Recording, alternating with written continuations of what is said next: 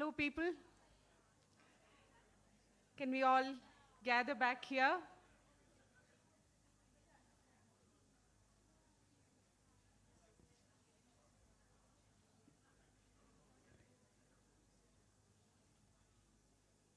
Maybe raise your hands if you hear me. Loud and clear? Thank you. Good evening. We've come to the end of our first day of our much-awaited conference. How are you all feeling? More noise. Yeah. So we come to the second part of our evening today. And it's my privilege to welcome you. A very warm welcome to all of you all to the evening. To the second P.K. Saru Memorial Lecture. SATA has instituted this into 2022 in memory of our first president and co-founder of SATA, P.K. Saru, who was the torchbearer of transactional analysis for this region. She has left the physical world on the 25th of March 2021. And this memorial lecture is to honor the rich personal and institutional legacy she has left behind. I have heard so many stories of Saru, and it never ends, but to bring her energy here today in the evening as we begin this lecture. Today we'll hear from our speaker, Jai Ranjan Ram, about understanding and enhancing resilience in children. Increasing prevalence of mental illness in young people globally is a worrying trend. We know that there's a striking variation in the way adverse experiences affect childhood development. And we have heard this from Karen in the morning, and through the day explored various ways in which we process and undergo our traumas. Many suffer devastating and enduring life-altering consequences, while others remain relatively unaffected. Some recover quickly, some adjust and manage, some even thrive against all odds, turning hardship and adversity to advantage. Dr. Jairam Ranjan's presentation will attempt to find answers as to why some individuals do better than others in the context of the same risk, and how, as practitioners of mental health, we can enhance resilience in young people. And it is my pleasure to introduce Dr. Jai Ranjan Ram. Dr. Jai Ranjan Ram is a consultant child and adolescent psychiatrist now working in Kolkata, India. He is the founder director of Mental Health Foundation, Calcutta, and is also attached to Apollo Multi-Speciality Hospital and Institute of Cerebral, Kolkata, as a senior consultant psychiatrist. He has received his undergraduate medical education from Calcutta and then his postgraduate training from National Institute of Mental Health and Neuroscience, Bangalore, India.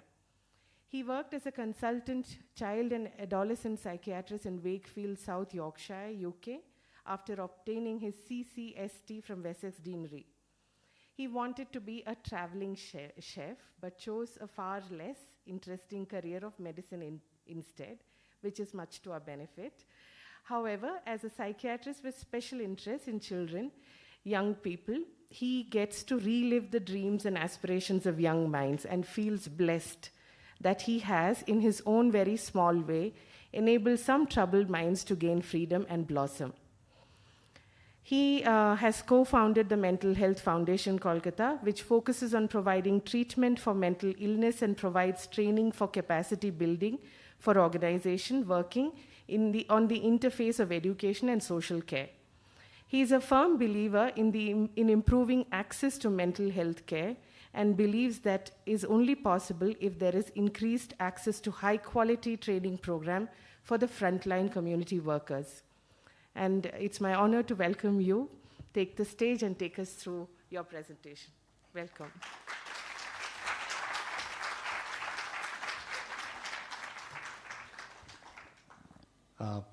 Thank you and good evening.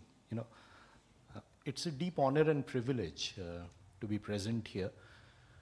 And I'm actually, to be honest, quite daunted by the task, because when Mrs. Rao invited me for this lecture, hearing it was in Bangalore, and because I have so many friends and connections in Bangalore, I rather unthinkingly said yes.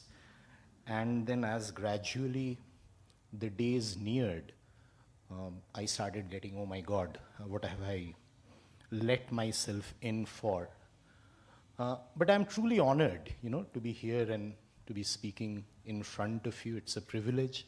And when I was kind of reading about Miss Saru's life and work and the rich legacy, uh, I'm glad that I chose the topic of resilience, because reading her own life, about her, how she completely, transformed her life, went into psychology at a late age, and has left behind such a rich legacy that so many of us here are celebrating her memory. It only speaks about resilience. So I'm going to talk to you about resilience from a very personal point of view, how as a practitioner of mental health who works primarily with young children, how I formulate my thoughts and actions when I'm sitting face to face with a young person, and what are the challenges, what are the pitfalls, what are the, you know, road bumps we need to clear before we are able to enhance resilience. So this is going to be a mix of a theoretical kind of very tiny bits of theory, but more so about my own personal reflections of how we, when I say we with the young person, navigate this whole domain of trauma and try and enhance resilience. I will begin with a story really. I worked for a pretty long time in UK, and there you have a very, very systematized training scheme. And when I was training to be a child and adolescent psychiatrist, which happens for about 4 years, we were allocated, so there were different kind of, as a trainee, you would be sent to different places to see clients or patients, however you may refer them. And part of that was working in a forensic adolescent unit, where young people who were in conflict with the law were kept. So they were all under 18s who had committed some grave crime, and there would be a forensic evaluation. And I was then assisting one of the leading pioneers of forensic adolescent psychiatrist called Sue Bailey. So Sue asked me to go and see this girl, and let's call her Emma. And she was about 16, just about 16. And if you are working in UK, you have all the documents before you go and see the person. So you have all the detailed kind of history, social services stuff, and what has happened to the child. But somehow, I was a bit negligent, and I didn't go through the piles of material which was already there. We were very rushed, and I went with a very brief outline that this girl has thrown a 18-month-old baby from a tower block from about 7th floor because she was feeling disturbed while having sex with her boyfriend. So the story was that this girl, let's call her Emma, had about a 45 or a 50-year-old boyfriend who was a lorry driver, and I was working in Southampton. So those of you who are familiar with the area know that there's a lot of channel crossing. So this guy would kind of come into Southampton, would call her up, and then hook up in some place, and then would kind of have sex. So Emma was actually babysitting for a couple one evening when this guy called. And so there was this 18-month-old baby who was left in her care. And while I think they were making out or something, this baby was crying in the other room, and this boyfriend, so-called boyfriend of hers, hit her. And then Emma, in a fit of rage, got hold of this child and just threw it out of the window. And I had just read that, and before I had gone to see her. And as you can understand, as a rather naive young trainee, I was kind of filled with disgust, really, nothing else. And then I go and I see this girl, very fragile. I still remember her face. She had this kind of curly hair. I don't know whether you've seen these Botticelli paintings. She was kind of very innocent, fragile-looking girl. And then when I started listening to her story of what has transpired in her life, my whole impression of what I had, and I continued to work with her for about 14 or 15 months before she was transferred to foster care, completely changed, in the way I saw childhood deprivation, in the manner I saw poverty, the manner I understood the effects of child sexual abuse and horrendous deprivation, and which is so. And since then, as over the number of years, this I'm talking about some 25 years ago, since then, my quest has been to kind of engage adolescents in conversation to enhance resilience in a setting where the other factors are not there. So you would be seeing, all of you would be seeing a lot of traumatized young people who are living in completely emotionally either barren or emotionally abusive environment. Now, how do you engage these children? How do you talk to them? Looking into research,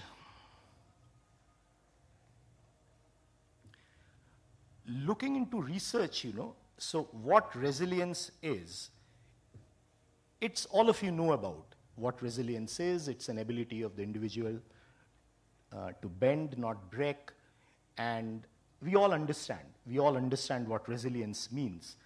And our aim in therapy is basically mostly involves young people who have experienced trauma. And our aim in conversations, our aim in therapy is to enhance resilience. And resilience as we understand it, so that they are more adaptable, they can carry on even when they meet difficulties in their path.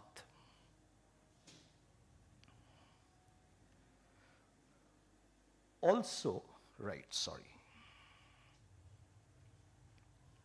again, this is something which all of you know, that there is huge individual variation in the way we process trauma, the way we respond to trauma, and fortunately enough, however differently we might like to believe, a large amount of young people come through trauma without kind of requiring psychological help. Many of them grow, but a significant minority of them develop debilitating symptoms, and it is here where our work with them lies. So we work actually children who have been affected by trauma.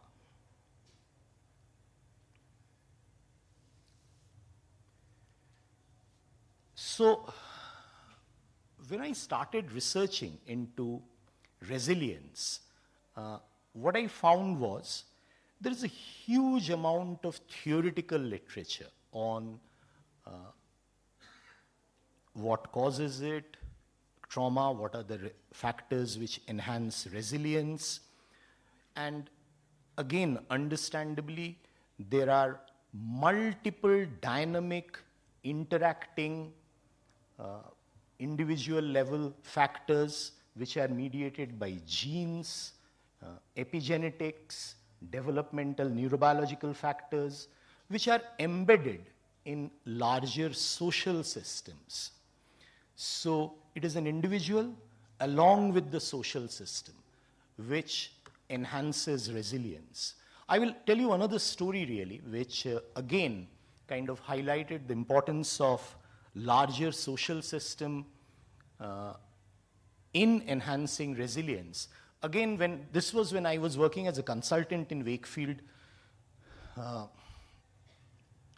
young girl whom I used to see. She was from a reconstituted family. She was living in foster care. She was overweight. She had a lot of skin issues, acne, and a really not abusive home environment, but a consistently emotionally barren and initial years, because she was born to a mother who had opiate addiction. She was taken into care. Now this girl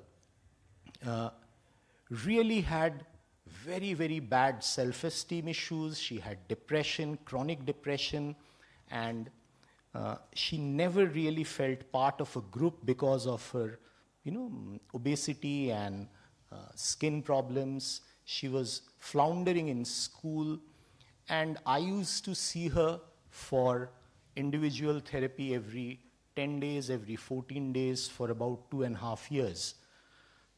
And in a way, things remained static for a very prolonged period of time because, somehow I wasn't able to kind of make a breakthrough. She would be bullied, she would be transferred from one foster carer to another, she would drop out of school, so there was nothing positive happening in her life. Then after about 18 months to 2 years of seeing her, she suddenly decided to become a goth. Many of you would know what goth is. Those were kind of very trendy in mid-90s. I don't see a goth anymore, at least in Calcutta. So she became very interested in a goth music band, and this was a very popular music band in north of England. And she knew everything by heart, and she was a big follower. And then I also started kind of, in order to engage her, start reading about goth music, and so that we have some shared interest, have some curiosity towards her life. There was this warmth and kind of, empathy and engagement there, but I somehow felt that I wasn't being able to help her. In a way, I would really like to see her blossom. And she was a very kind girl, if you hear to other micro stories, she was very helpful. So one day, she went to this concert in Leeds where her favorite band was playing, and I didn't know about those things. So apparently, she was at the back of wherever this whole arena was, and she said that I did some moshing. I don't know how many of you know what moshing is, but great. So moshing is that if you are kind of at the back of the auditorium, people kind of carry you on your shoulders and put you right in front of the pit. So this girl, this 16 and a half or 17-year-old girl, kind of straight landed in front of the stage, and the lead musician held her hand and pulled her up on the stage and then danced with her. She sang along, and then she was invited to the backstage party where they were really impressed with her knowledge about this band, and then she got a top fan badge or something of that kind. And when the next day when the girl came, she was completely transformed. She was a completely different person. And I realized that, my God, what a horrible therapist I have been. For 2 years I have struggled and haven't achieved a single movement according to me. Now this rock band changes this girl's life. And I can't tell you how. So she became kind of the it girl, really, and she became kind of, because everyone appreciated her, she got this top fan award, she got free passes. For next 6 to 8 months before I came back to India, she continued to come and see me, but that was more out of, I think, her kindness and courtesy. She really did not need to see me. So again, it drove home the point that, see, there are these larger social systems which are so powerful in enhancing resilience. Yet again, all of us see children, young people, where these social systems are so unsupportive, so hopelessly unsupportive that you just feel like weeping, and often it breaks our hearts to see such conditions.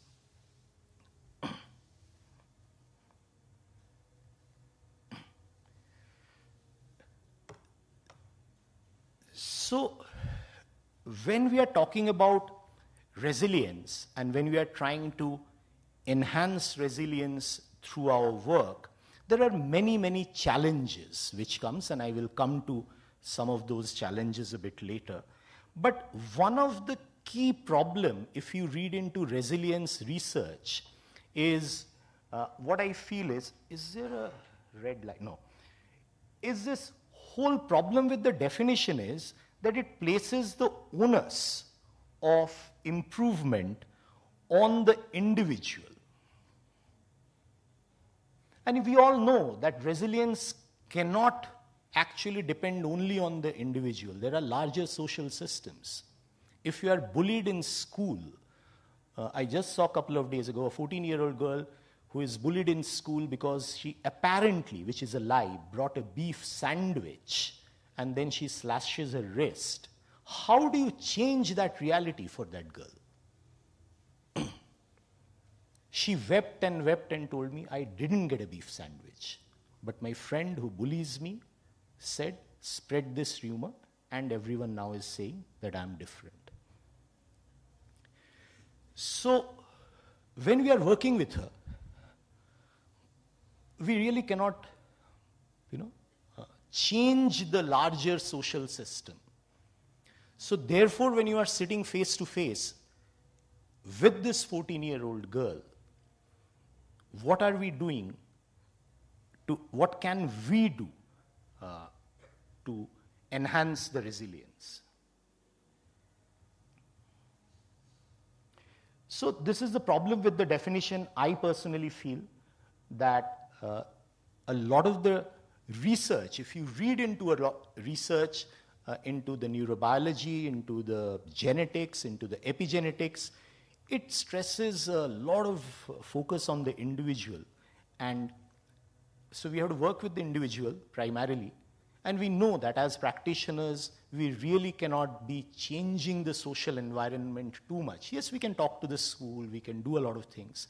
But my primary problem lies when you fail to engage abusive parents.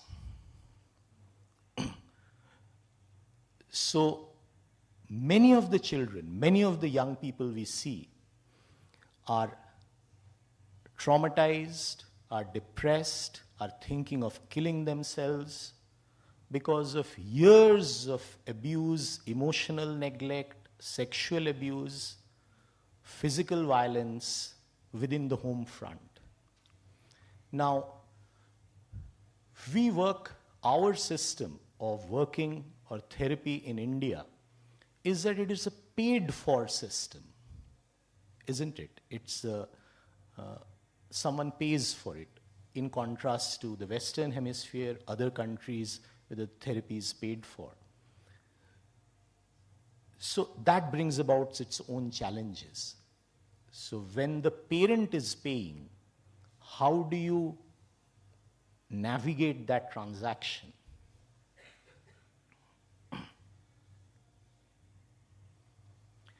So if you go deeper into the resilience factor, social support is a key correlate of resilience. And again, the second and the third paragraphs, all of you know, resilience is generally fostered by the environmental caregiving conditions during the childhood and conditions that are loving, emotionally responsive, consistent, and reliable enhance resilience. But sadly, those whom we see, they do not experience this. So, it is said that social support is a key factor.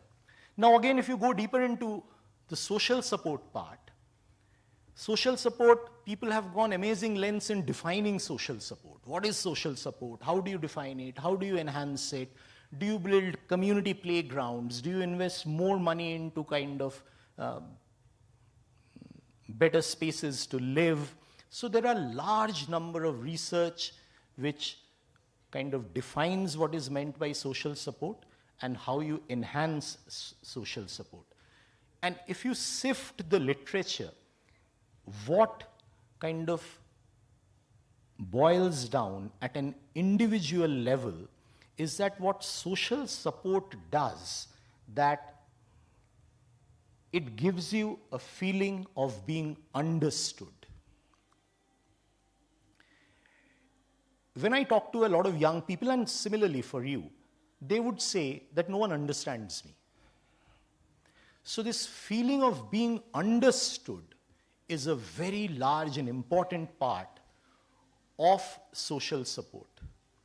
So therefore, what I started thinking is, in my transaction with the young person, how do you make that person feel understood when he or she is brought to me because of his or her problem behavior?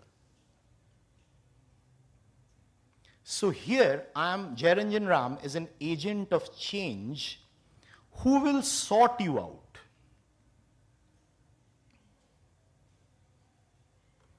Okay, who will sort you out? So, and I am being dragged to a therapist or a psychiatrist because of these problems.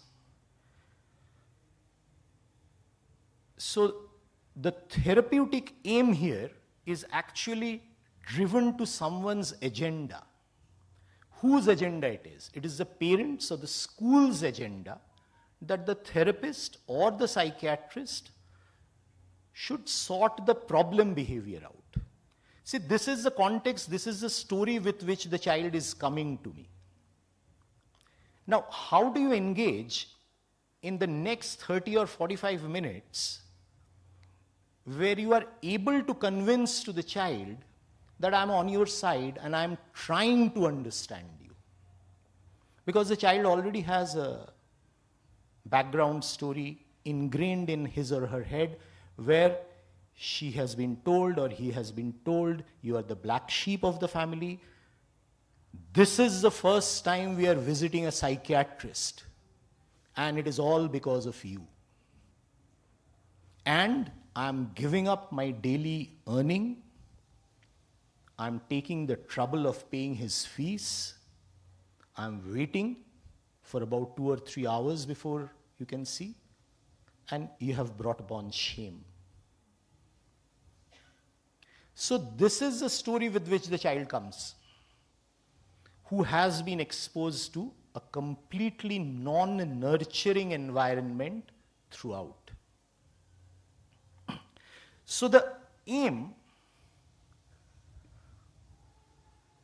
so the principal has sent me this child, or the school has, or the parents have brought this child.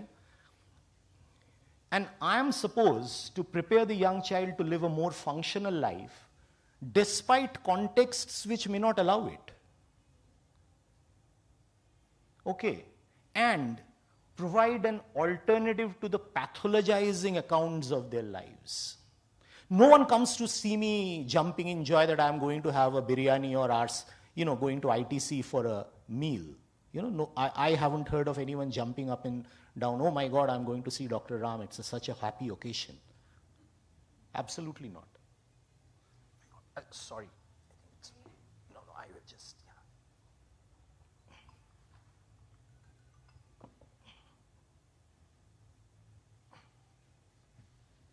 I'm sorry about this.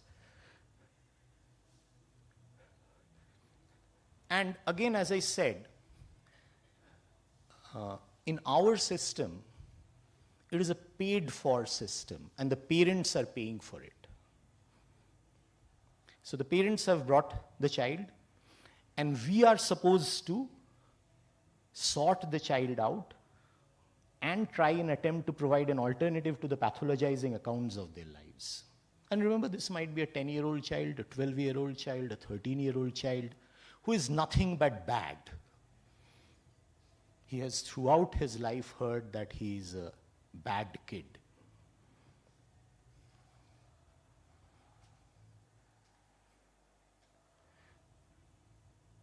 So here comes the question, who are we helping?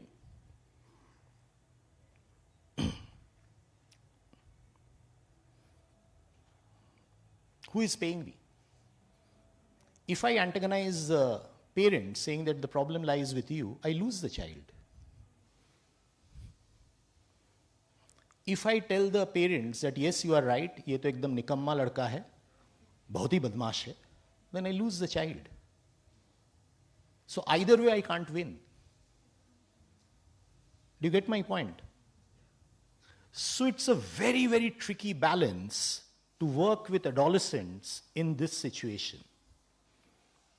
So as to, you have to convince the parents with some framework, some understanding, which is partly shared, but at least not offending them, and also engage the child, making him believe that an alternative reality, the alternative way of living is possible.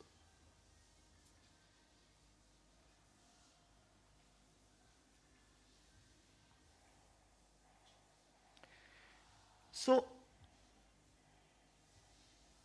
this is how I actually started to kind of question myself and started to think about ways of working where I am not putting the parent off,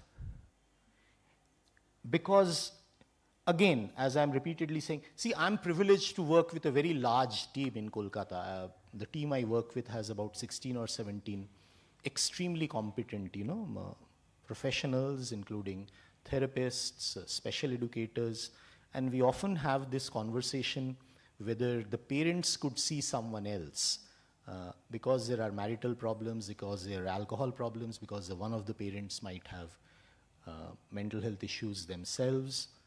Now, to be honest, it is very difficult because, again, of the payment structure. We have to understand the reality of the economics of a family.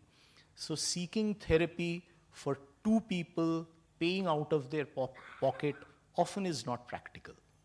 And if you tell many of the parents, a large proportion of parents, about 70 or 80% in our experience, do not agree to come for therapy themselves, where we need the father. On most occasions, I am being kind of sexist, but that is the reality. Mothers often do, but again, the mother's purse strings are tied. So therefore, we have to work with this child mostly at an individual level and try and work with the parents on sporadic occasions if they are willing to come.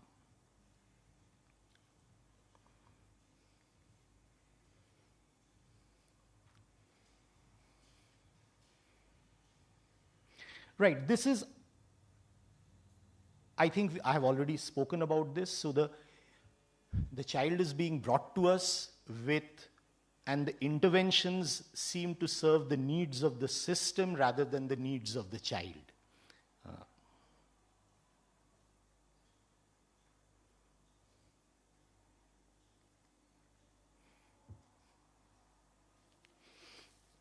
How many of you have you heard of the term ODD?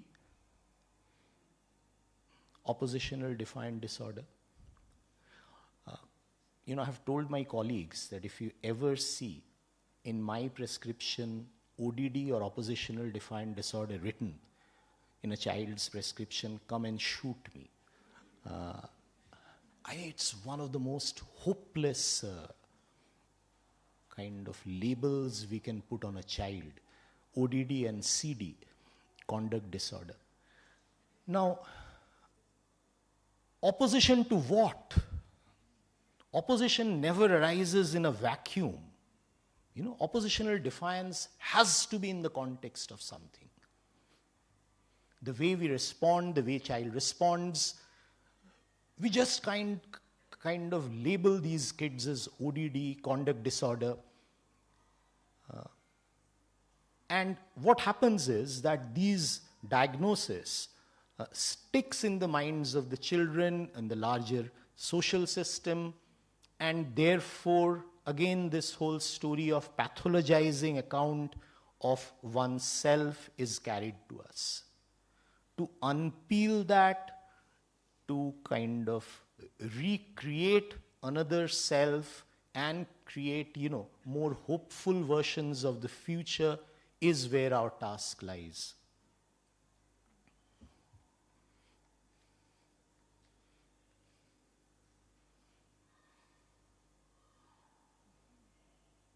Right. How many times you have heard, can you do some counseling? I have now started saying that, no, do you do counseling? I said, I think it's the safest way out. As if there's a kind of a bag of plasticine kind of brought and plonked on your sofa, and you recreate that plasticine model into something more attractive, saying yes to middle class values, subservient, kind of good in studies.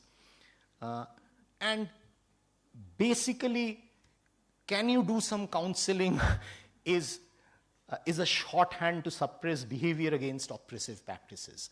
See, this is for children. I'm not saying for majority. I'm speaking in a very, very particular context where the environment is very, very unsupportive. And disruptive behavior, can you do some counseling? So it means I'm bringing the child to you, sort the brain wiring out through whatever means. Sort the child out. One 18-year-old told me that imbibing certain middle-class values, counseling is equal to disciplining, equal to imbibing certain middle-class values. And the therapist is equated with a wise elder, like a Guruji kind of a thing, who can sort the child out before going to an astrologer. Or actually, there's an astrologer in Kolkata who refers me a lot of kids. I'm not making this up. I didn't know about this. I used to see a boy with ADHD, and he was a very, very disruptive kid. And then he did well with therapy, medicines. And then the father one day came and saw me, saying that, Dr. Ram, I'm ever so grateful to you. I also see a lot of troubled kids. So I said, oh what? I thought he must be a kind of school teacher or something. So he said, no, I'm an astrologer. He has a thriving practice in Kolkata. So he says, a lot of these kids are brought to me by their parents. So I evaluate them. Now I've read up about ADHD, and I see a lot of these kids actually have undiagnosed ADHD. So let me do my work, which is I will give them some stones, and then I will refer them to you. So, and yes, so he now has a network of 4 or 5 astrologers. So now I can't actually speak against astrology, which is a terrible tragedy because I don't, I shouldn't offend anyone, but I don't have great belief in changing behavior through whatever stones. So the therapy is equated with a wise elder, so you kind of sort the child out, and how do we... And working with the parents to shift the narrative often becomes very difficult.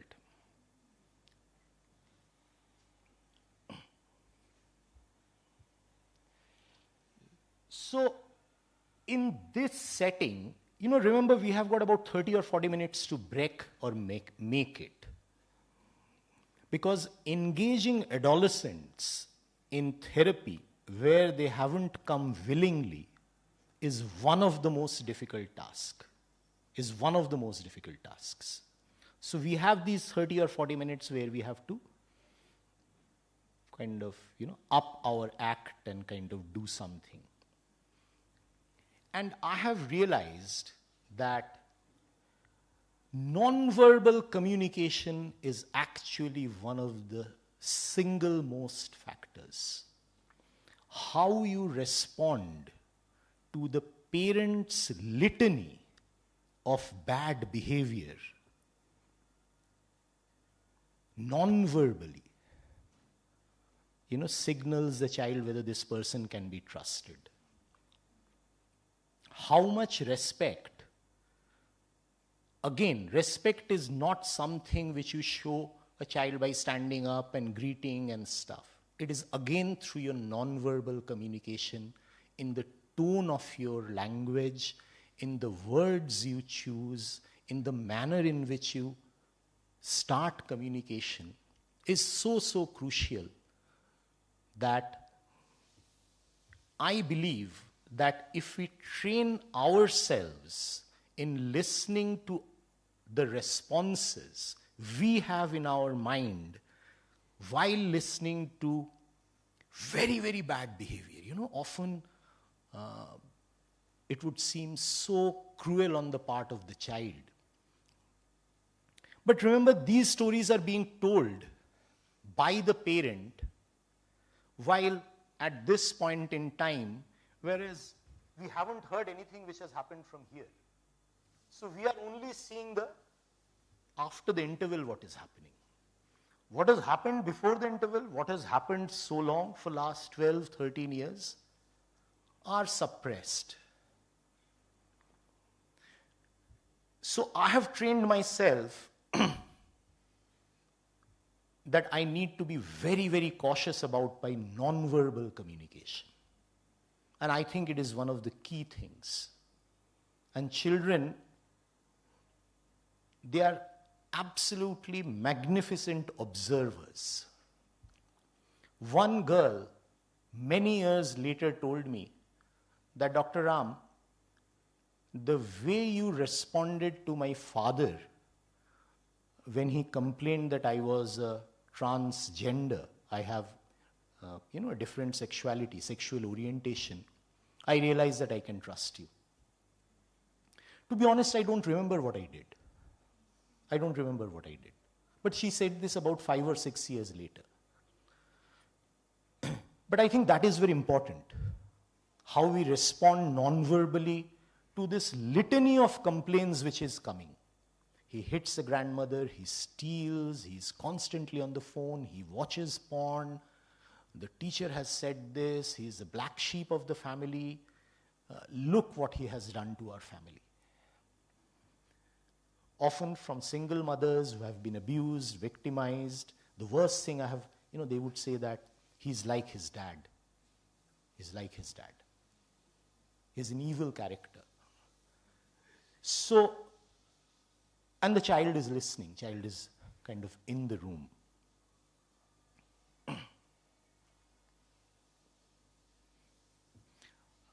I will actually skip, yeah. So many of these children then take on the role that why not being, so they're not good at anything. The only thing they are good at is being bad. So excel in being bad, Again, I just wanted to drive home the point of non-verbal communication. Ria is a girl I'm still seeing. She is now 22. That's not her real name. She told me that when she first disclosed childhood sexual abuse by her mother's boyfriend, and she remembers it very vividly. She said that she was washing vegetables in a colander. And so Ria said that, uncle is doing this. And the mother kept on washing the vegetables. And after about 1 minute and so said that, go to your room. And that was all the conversation they have ever had. She then made sure, the mother, that she did not leave Ria alone with the boyfriend, who then after 2 or 3 years kind of departed from the scene. But she described to me so clearly the non-challenge of the mother and the complete rejection she felt. She said just she kept on washing the vegetables. She kept on washing the vegetables. She did not look at me. She did not even glance back. She just said in a very icy tone that go back to your room, go to your room. So how we respond non-verbally to young children when they are disclosing very, very tragic events, is something I think we all have to train ourselves and do it. How do we respond? And for that, we have to be very mindful of our own emotional responses and modulate it.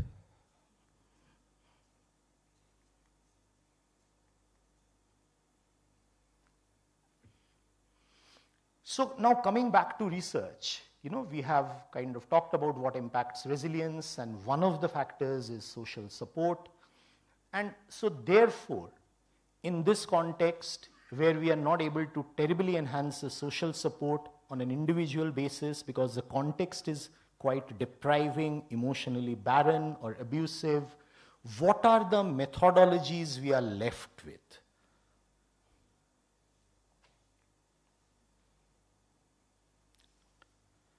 See, research, crucially shows that relationships build resilience. And it is in here where our job lies, isn't it?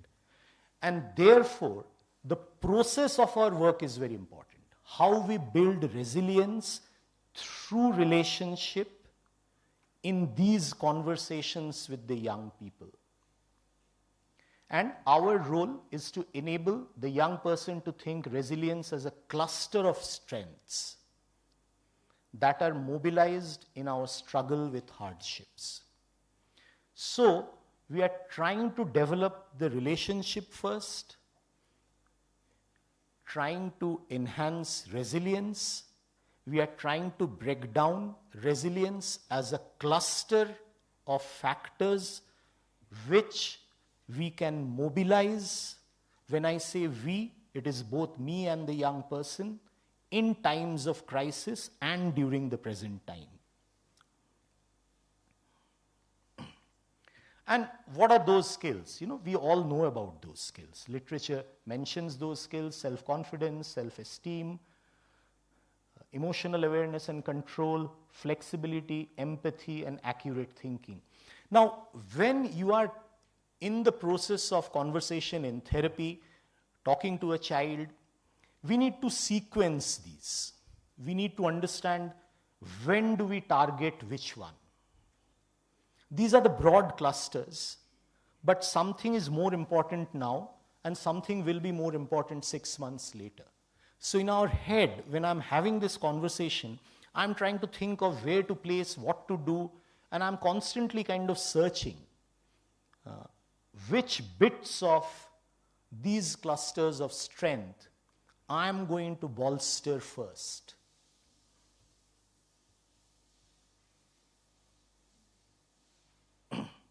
And it is not a static trait, People learn to become more resilient.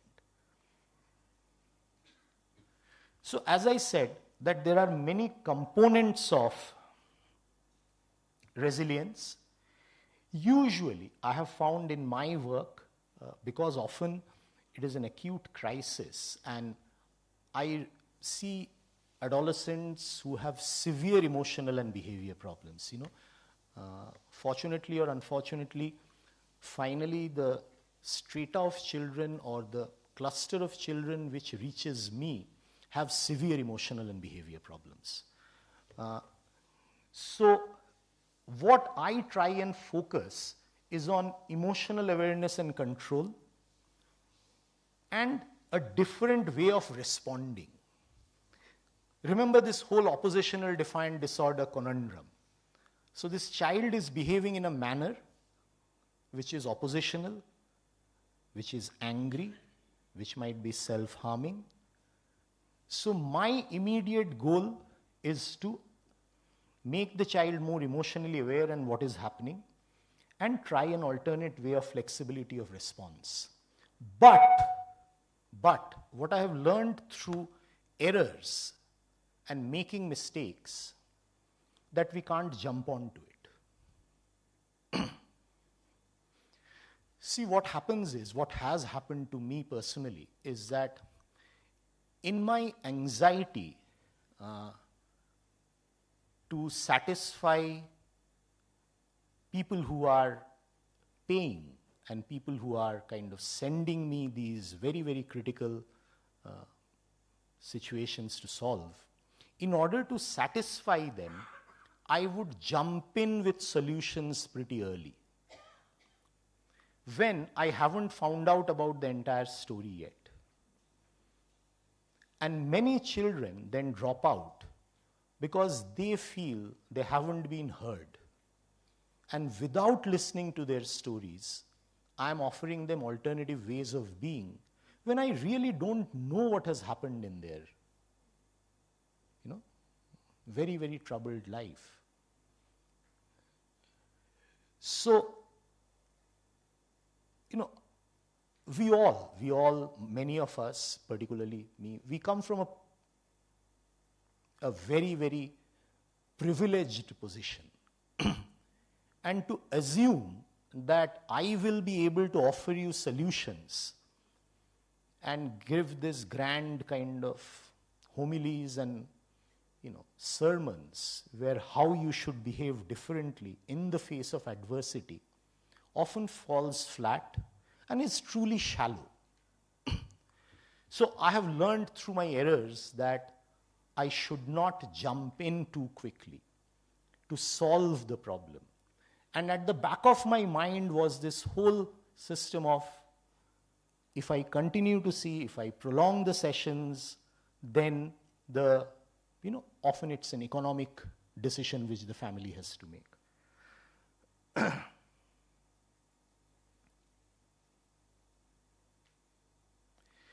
So I go slow, and often we have to make concessions, economic concessions, see the young people, which is much more in a friendly environment where they're able to access us and kind of modify our fee structure so that they are ultimately kind of able to come to us. So I will now talk briefly about some of the therapeutic processes which I have used, found myself helpful. See, I'm not a trained therapist, and kind of I have listened to others and I have picked up skills.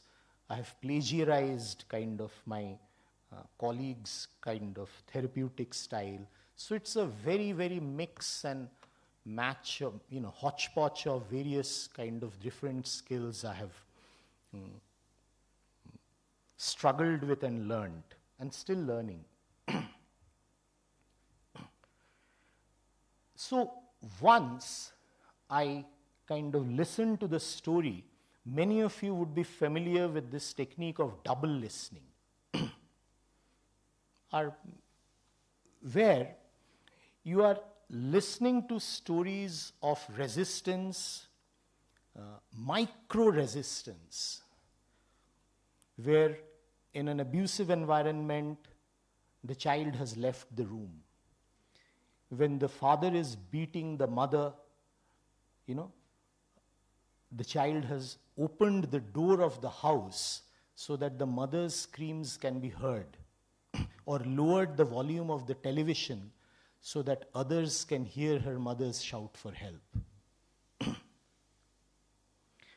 So, in these stories where the child is telling me, his or her kind of harsh reality, I listen very carefully. I don't kind of interject then, where the child has describing to me in a helpless manner that what he or she had seen. And then I will put in these micro-resistance, what she has done or he has done, in order to stop the oppression. And I have found that this to be a very, very helpful technique, through double listening and micro levels expression of resistance. Because as we attended it was an amazing, Aruna kind of held that workshop where we listen to the same story, and when you are listening, you hear a different narrative, and you can point out a different aspect of what has been not heard. So I think that technique is very, very helpful personally for me. Then remembering, that you have gone through terrible, terrible times. What helped then? How were you so creative that you survived that time?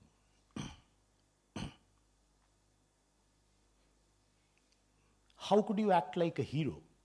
Because I haven't gone through that kind of trouble. I have not gone through that kind of abuse. But here you are, talking about this, and even helping me, giving me suggestions. I use my baldness in my therapy a great deal. I use a lot of humor. So I say that many of these young children would have lovely hair, so I would say that, can you give me some tips regarding what I can do to improve my hair? So they would be, many of them are incredibly generous and would say, uncle, why don't you do this? Why don't? So I said, can I really do it? Can I? So they would say. And then they would say, but see, you still look good. I said, see, you are such a kind person. You haven't experienced kindness in your life. The main carers in your life have been so unkind. But here you are so kind to me. And I salute you for that. But don't give up hope. Let's not give up hope. One day, I might kind of do some hair transplant and stuff like that.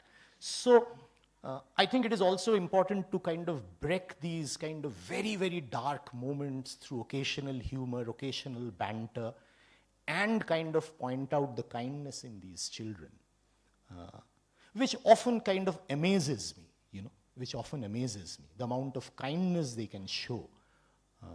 And I always point them out that it has what they have done. The other thing which I am very, very conscious about, before we can talk about alternative ways of responding, conversations around how in oppressive contexts, overt resistance often has dire or worse consequences.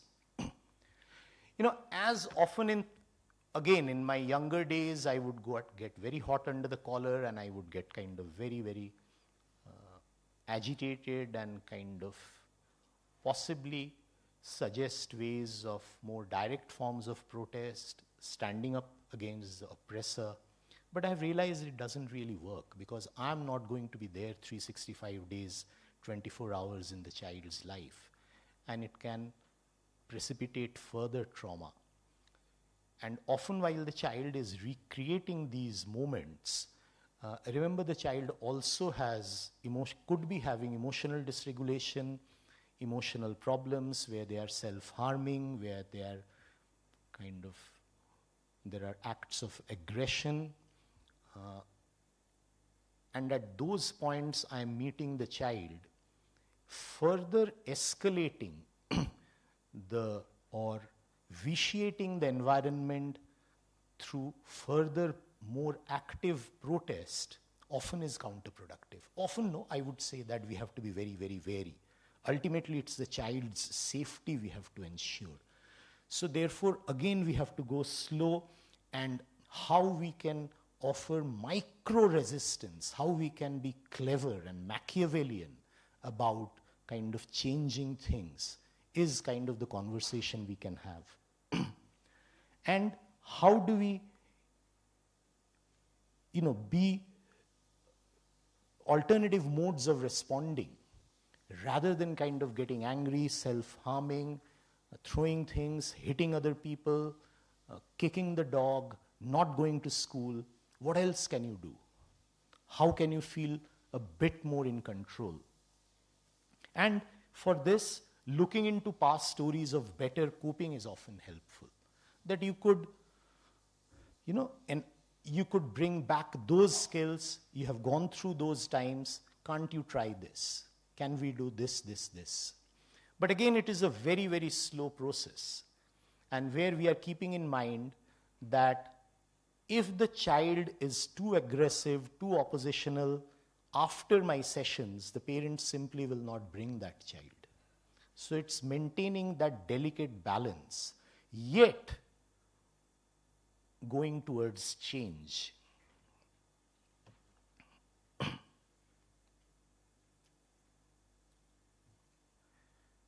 building on identities through stories. So the aim of this is my conversation to alter the perceived identity. See, you're a bad student, you're a bad boy, you're a bad person, but you have multiple identities. You are great in Instagram, you care for your pet, everyone in your school likes you, you're a cool dude because you don't let anyone down, but you're terrible in geography. You're terrible in maths. A very close friend of mine failed in his class, and he was extremely dejected. And he went to his history teacher, so he consoled him. And he said that, you're a great kid, the syllabus does not encompass you. You have many more talents. And I can't tell you how long he held on to that story. I assume many of you don't understand Bangla, but what the teacher actually said, je tui syllabuser bayre chile. You're a person whom the syllabus cannot encompass you. And he held on to that. And it changed his identity. And I don't know how many of you have heard Chimanande Adichie's Power of Single Story. Do listen to it. I use that in my therapy sessions particularly with adolescent girls heavily. It is a fantastic YouTube video, The Power of Single Story. She's a Nigerian, British or Nigerian US activist, author. She writes beautifully. Chimananda Adichie. So if you just Google and see that video, I use that personally, and it has been deeply influential in my work, where how we can have conversations with a young person to broaden the identity. That there are so many good things in you. There are so many terrible things in you. There are so many lousy things you do, but so am I.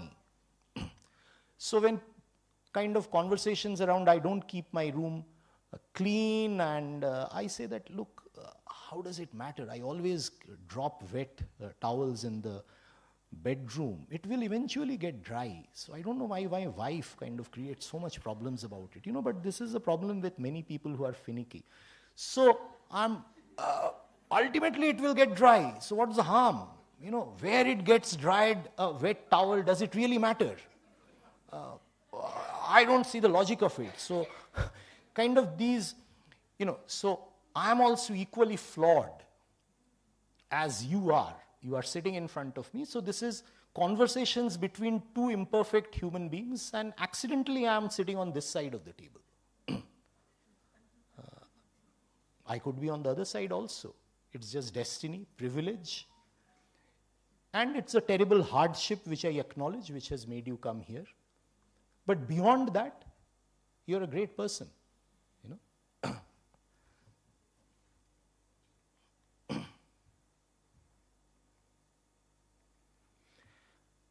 So the whole purpose of reframing the identity is to come at a much more helpful and authentic story which enhances the self-esteem of this really battered kid.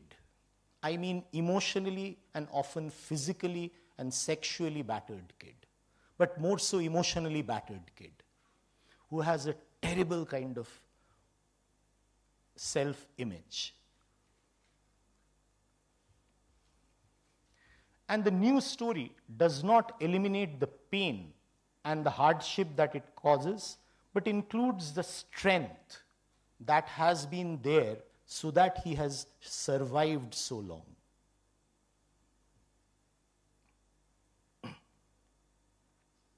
So we talk about valued lives, what our social roles could be, how they are valued by others, and we point out, see, there are people who really value you. It could be your neighbor, it could be a pet dog, it could be a dog you give biscuit while coming back from school, from your own tiffin. So that person, that animal values you. Then we go on to conversations, very slowly, we go into conversations on the origins of bad behavior. Why you are responding to it. Can we have an alternative way of being? And acknowledging the sadness, the huge sadness which many of these blighted young lives have, which is very difficult for us to comprehend, the sadness. And I tell them that the amount you are kind of exhibiting, the amount you are telling me is just tip of the iceberg. And really, a huge mountain of sadness lies beneath this. So therefore, when we are sequencing the treatment, it is very, very important to be mindful of everything. In the sense, the pace with which we are going, engaging the child, bringing about some changes in the behavior so that the parents are still invested in sending the child to you, and hopefully having non-confrontational conversations with the parents, which the child acknowledges that I am actually on your side.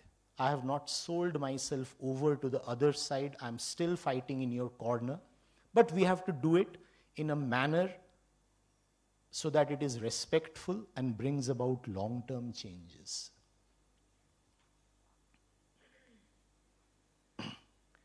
I also use this concept of Beyond, which I'm not going into kind of in great detail. Many of you, I'm a great fan of his work, and you would be reading about Beyond and kind of, Bion as this whole concept of therapists as containers, to contain all the negative emotions and kind of hold them and process them and feed them back in a more palatable manner.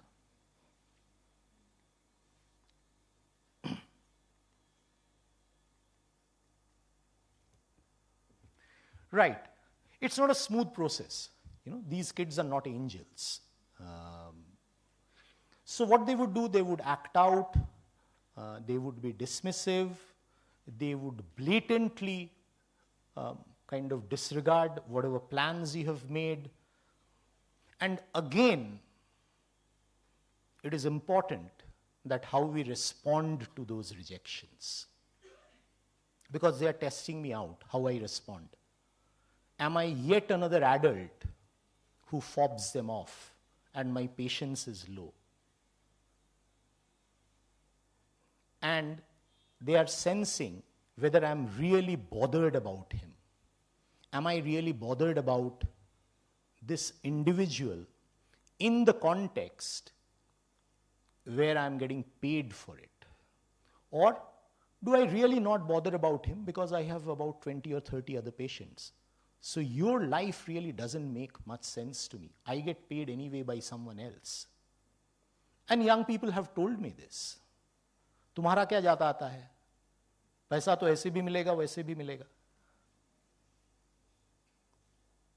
Being openly confrontational. So again, how you respond, how you deal with them, remembering that they are testing me out because in their experience, these kinds of conversations have never gone well. And we have to kind of move away from responding in the manner in which they are accepting. That does not mean I don't tell them that I am disappointed. But I tell them that, see, it's a long-term relationship. I am going to come back as a ghost and kind of sit on your head and trouble you. So don't think you are going to get rid of me, irrespective of what. I have got a very thick skin.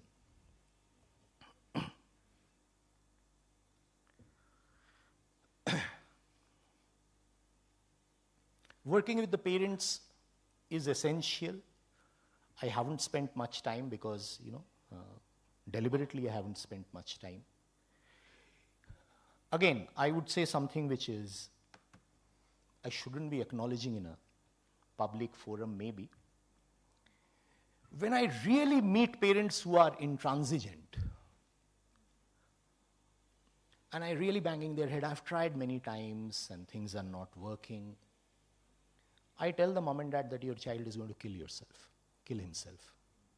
Until now, I haven't found anyone who does not kind of wake up to that. I said, the way we are going, you might lose your child. And majority of the times, touch wood, parents have listened. Because however abusive, however kind of, difficult parent you are, I think their circumstances also we have to acknowledge, their hardships also we have to acknowledge, their own childhood tragedies we have to acknowledge. They have many, many unspoken stories of why they are what they are.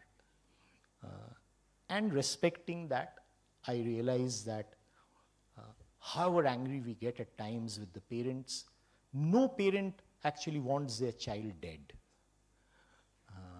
And that's my last resort, Brahmastra. And I discuss it with the young person, saying that, can I say this? So they would give a thumbs up. I feel bad about it. But what can we do? Thank you.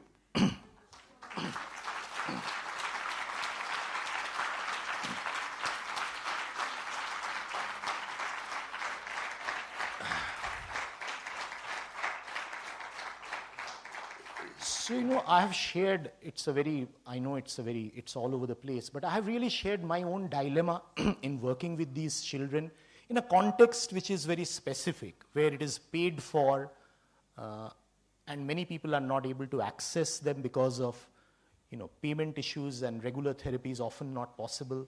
And I'm very, very wary of losing these kids.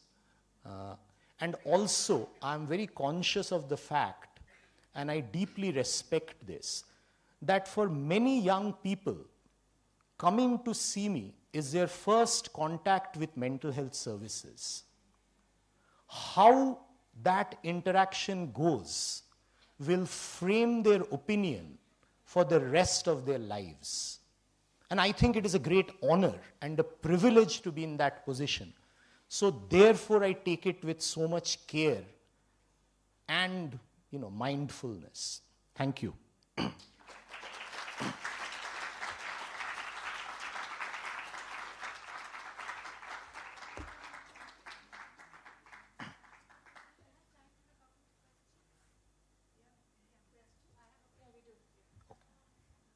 Yeah, sure. Can I have a glass of water, please? Yeah. Dr. Ram, that was really beautiful, very moving. Thank you. You said you tell the kid, hey, I have a really thick skin. So my question is, do you really have a thick skin? And also, can you speak to your own resilience in order to do this very difficult work? True, a lot of kids have asked me, how do you... I have realized over the number of years, that it is a blessing, really, to be in a situation I am in, and I'm incredibly privileged to have, fantastic support, mentors, teachers, who have influenced my thinking. Shekhar, many of you would know him, Shekhar Sheshadri, he is a professor. He has deeply been influential in my kind of own formulating. And there is another kind of... I have had excellent teachers. Jacinta was a consultant I worked with in UK, and she taught me largely these principles of what I said at the end, that many of these young kids, I am their gateway to the mental health services. So how I interact them, and many of these kids who have severe emotional and behavior problems will continue to need therapy. So I can't sully all of your names through my insensitive behavior. The child may move, the child may not come to me, but at some other point, he or she may go to someone else. But that memory has to be a pleasant memory. And also I have seen that people don't remember words. People remember emotions. when they leave the room, 7 days, 2 or 3 months, or 1 year later. And therefore, I often think about the futility of, I don't mean as a, I'm not sure I should be saying this because, but anyway, there you go. I often think about people who spend a great deal of time in the nitty-gritty of the exact kind of theoretical aspects of doing the therapy. You know, often if you ask a child or if you ask any patient who comes to, there's a lot of research, I'm slightly digressing, there's a lot of research which shows how much patients remember 7 days or 10 days after a medical consultation. Doctors should hang themselves if they found out. Have you any guess how much you would remember? Not even 20 to 30% of what was actually said in the consultation. But what they remember is how they felt. So if you take your mother to an orthopedic surgeon, 3 months later you will not remember many of the things, but you will remember how you felt. So I hold on to the fact that, that for young people, there has to be that feeling of camaraderie, bonhomie, banter, fun, sadness, where we are acknowledging each other, rather than the micro details of the exact therapeutic process, whether you did that from that. I don't know whether it answered your questions. It does. Thank you so much.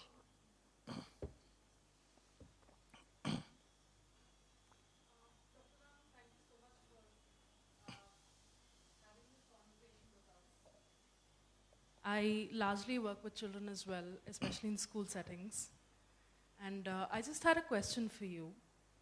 You did mention that a lot of them who come to you are coming to your private practice, and there's a payment involved in all of that. A lot of the times when I work in schools, it's not really consented. True. A lot of the time by the parents, teachers send students for counseling because they just want the child out of the class. Absolutely. Yeah, problem child, I don't want to deal with it, go, right? And some of the schools I deal with have children from slightly less privileged backgrounds. And the sort of life they see, there is absolutely no motivation for them to educate themselves because their story is very simple. I finish school, I go to the shop, I sit there and I handle the business and I don't get time to study, whatever it is. And this is my story. And I don't always see respect being modeled or whatever it is, even in my family environment. So when such is the child and such is the environment the child is coming, where the parents also beyond a point are caught up in their own miseries of life, and the child is also pulled into the miseries of the parents' life, and there's no motivation whatsoever to come anywhere. There's no aim or goal for the child. How do you build resilience in a situation like that? True. Actually, this is one of my favorite topics, and I can go on. We do a lot of workshops with schools on why children, sit down please, yeah, why children do not learn. And so it's a very vast topic. See, use the keyword motivation. पढ़ने में क्या है? हाँ, so क्या तीर मार लिए तुमने? A child told me. He actually told, ये क्या अरमानी का लिनन जैकेट है? हमारे पापा तो क्लास 12 पढ़ते हैं, पेट्रोल पंप है, अरमानी का जैकेट पहनते हैं, तुम क्या तीर मार लिए? तो basically, see, there is a multiple reasons why children do not learn. And we have to have, again, respectful conversations that you are in school not only for learning. Actually, the problem I fully acknowledge with you, that the teachers have a job to do. They have to teach, and a very tight schedule of teaching. They really can't have a very disruptive child disturbing other 40 children in the class. So they have an agenda. Now, how we convince this child to have alternate forms of behavior where he makes himself known? What is the reason for his, within quotes, bad behavior and whether he actually has some pathology which is not detected, I think would be the key areas where we would go. And one of the techniques I learned through experience is what exactly you said, is that many of the children, many of the parents are not invested or consent for the counseling part. So what we do in our team when we go out in schools, we don't tell them that this is for behavior problem. We say that this will improve your child's academic performance. And all Indian parents are suckers, particularly Bengali parents. Porashonaয় ভালো হবে is the, the Amartya Sen, Abhijit Binayak Banerjee, the Nobel laureates, my child also will be that. So, so therefore, we tell that it will improve your child's school performance. But again, there are issues regarding consent, regarding how they are bullied, that you are going to the counselor, ma'am, thoda wiring theek kar do. Children are bullied by saying that you go to the counselor, ma'am. So, yeah. I think it is very important how the teachers respond to the referral. The manner in which they present the referral to the family is the key thing.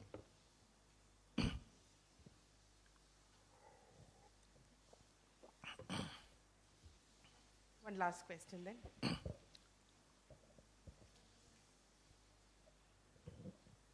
Sir, thank you for the presentation. It was absolutely a lot of insights. The key question I have is when you were mentioning about the balance between, the child, you have to retain the trust with the child, but at the same time, it has to show some improvement. So there are actions on it. And the parents have to do something as well. They have to trust because they have to continue sending the child. So that difficult balance where if you push child a little more, it will stop trusting you or listening to you coming back. Or if you push the other side more, they'll stop sending, or if you don't show results. So that is the most difficult problem I see. No, absolutely. In your experience, if we have to go a couple of more minutes into it, what would be the... I think often mothers are, invariably it is so happens that, see, a child does not get oppressed or marginalized or bullied in a vacuum. So this whole thing is happening in a family systems context. So therefore, often we try to kind of covertly or overtly pull more members of the family within our team, so that the mother is convinced about the benefits of therapy, if there is an older sibling who is convinced about the benefits, so that, see, there is some dynamic in the home which is causing this. And it is unusual that only the child is suffering. And it may be the person who is being abusive, I work a lot with angry, successful, middle-aged men. And because I have realized that many of these men are my team members who are all women, the therapists, they are in their 40s. Many of these very successful men do not think that, they feel it is beneath their dignity to go and kind of talk to someone who is, hasn't seen the world. And many of these men who are actually abusive are very, very sad souls, really. They have also had terrible background stories. No one enjoys hitting the kid, I don't feel any... And I have those conversations that you don't like the person you have become. The version of yourself which others are seeing you is not what you want. You don't want your child to become. But it is a very slow process. It's a very kind of, again, I would say it's a very respectful position, because I feel that who am I to kind of pass judgment on you? I have had a very... Once we had this once we had this narrative practices workshop where they did something on privileges. and I think the top score was 100. I scored about 98, and I was made to feel deeply ashamed about my privileges. So, and everyone largely my team continues to harass me and bully me about it. So, I feel that how can I kind of be in that position and yet kind of pass judgment that you are a lesser human being than me, and therefore I think, and as I said, non-verbal communication is very important. Unless you genuinely respect the context, the situation, we will not be able to do it. Thank you. Thank you, Dr. Jay.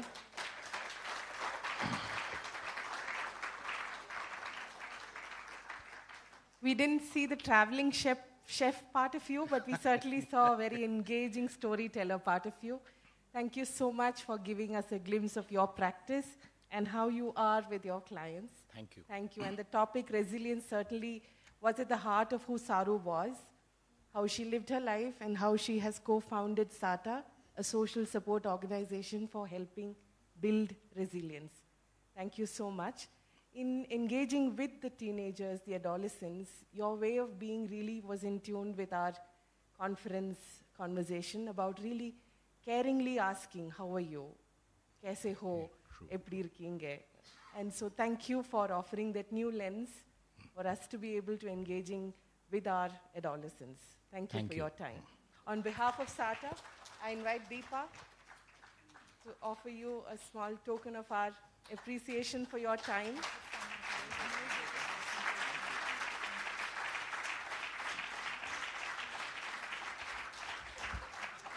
Thank you. Do you need help with that? No. Thank you. Sure. Thank you. Our day one has come to an end. Not to an end at all. And she will come in and help us with how we'll have fun tonight. Thank you so much, Doc, for that brilliant session. And a few announcements, like the way I started off. For those of you exiting the hall, I'd like to tell you that we have a band that's going to be setting up. They're going to just play for about 45 minutes to an hour.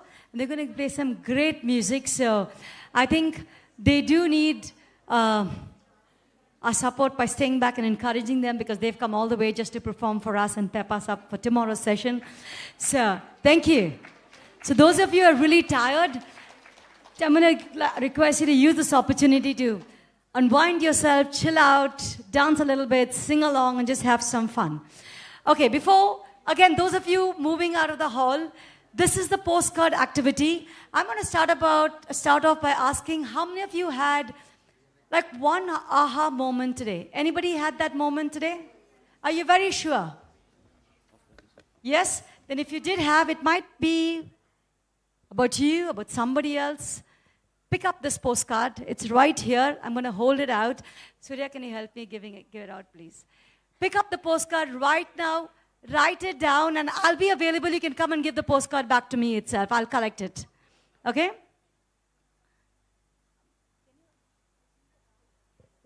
Please pick up your postcard and do not let your aha moment go, because tomorrow you're going to have another moment.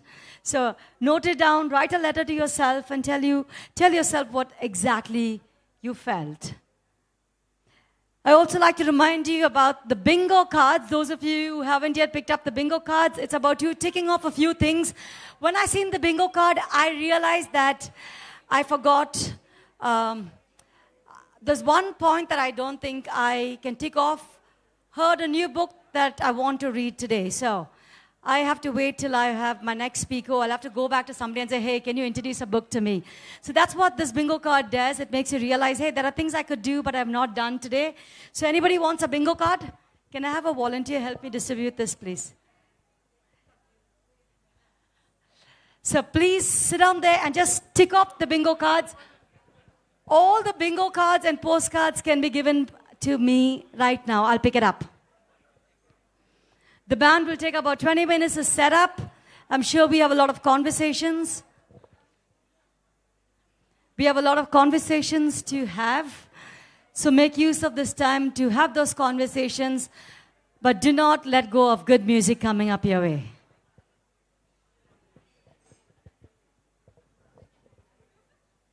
Anybody wants postcards? Guys, finish and give it back to me. We are supposed to come and take this in.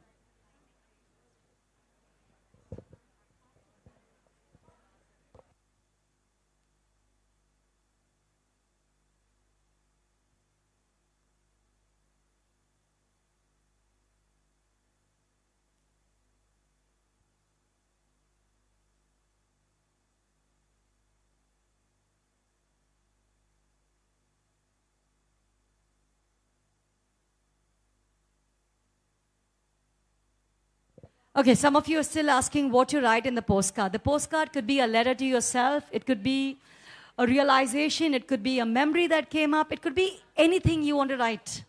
Or it could even be for somebody else. But make sure you put their address if you're writing it for somebody.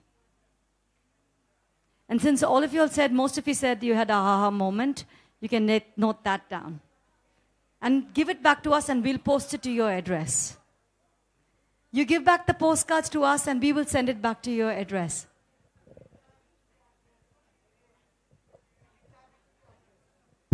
Yes, very important to give us your address.